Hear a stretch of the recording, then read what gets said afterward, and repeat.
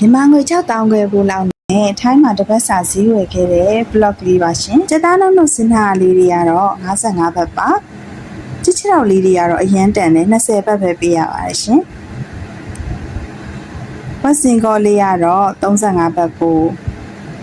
။ပဇွန်လေးကတော့အဆက်ချက်စားလို့ကောင်းတဲ့ site ကလေးတွေ65ဘတ်ပို့ပါ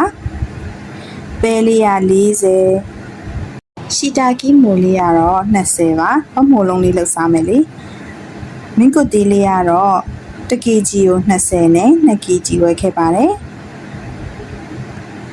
တင်မောသီးလေးကတော့5ဘတ်။ပင်စိမ်းလေးက5ဘတ်။တညက်ကတော့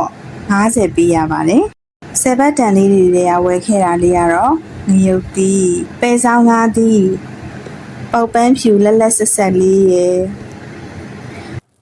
ကျစ်သွန်မိတ်နဲ့နက်နက်မင်းလေးကလည်း30ပဲပေးရပါတယ်။ငပြောဘူးလေးပဲပြားကတော့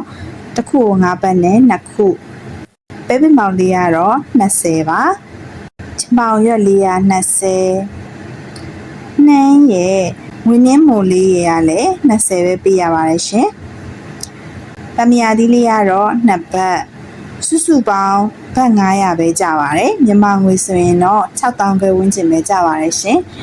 နောက်နေ့လည်းဘာတွေချက်မလဲဆိုတော့ဆက်လက်ဆောင်ကြည့်ပေးပါအောင်ရှင်